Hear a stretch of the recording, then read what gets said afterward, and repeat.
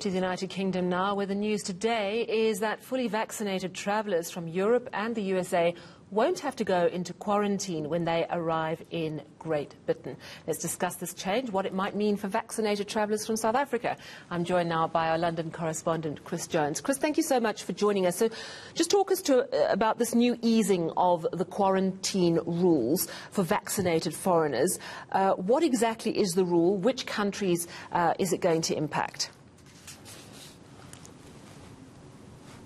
Well, we've heard from the COVID operations team in the UK in the last few hours or so. They've said that those who are fully vaccinated with an MEA or an FDA-approved COVID-19 vaccine from the EU and the US will be allowed to travel to England without isolation. Previously, that was a privilege only granted to those on the green list, but now that's being extended to the amber list, and that's a vast change in policy for England. And Travel Minister Grant Shapps has had this to say. He said, we're helping to reunite people living in the US and European countries to reunite them with their family and friends in the UK, and that's going to go ahead from the 2nd of August at 4 a.m, he says. He also announced that that cruises, international cruises, will go ahead, and it's a welcome relief to the travel industry, who have been kind of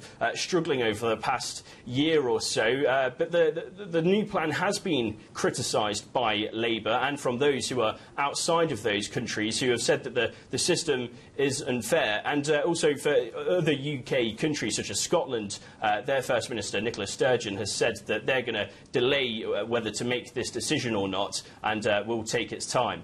All right, so this impacts travellers from America and Europe to England only, is that correct? Right. Yeah, that's correct. It's those from the US and within the EU. All right. Will those travellers still have to take a PCR test on departure and arrival?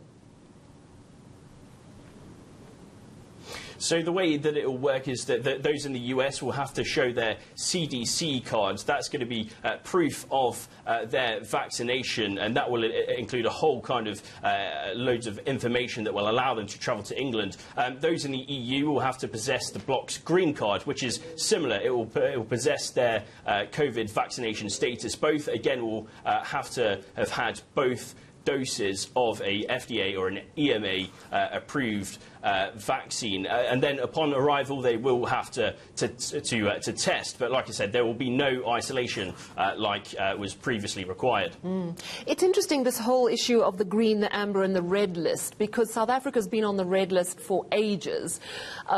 Shouldn't it more be about vaccinated versus not vaccinated? After all, here in South Africa, we're getting vaccinated with approved vaccines, approved by the same international health bodies that you are in England. Is that sort of debate something that's underway in the UK? Well, it's difficult, really. We've put these kind of questions to the government and have not had a kind of direct or clear answer. But what it kind of really seems to boil down to is the fact that, as you say, South Africa is on the red list, and in the eyes of the government, that means that South Africa is seen as a risk of spreading COVID-19 if people from South Africa were to come to this country. And also the vaccination rate across the whole of Africa is not as good as it perhaps is in certain parts of the EU and certainly in the United Kingdom. That's about to change, though. We did hear today that the UK is going to donate more vaccines to African nations. For example, 800,000 will be donated to Kenya. 400,000 supposed to be coming in the next week or so. But in terms of South Africans being able to travel to England, it's a question that we're putting to the government, but like I say, haven't had a direct or clear answer just yet. Yeah, so thank you very much for that update, but certainly some movement around vaccinations, but not for South Africans travelling to England for now. From London, that's our correspondent, Chris Jones.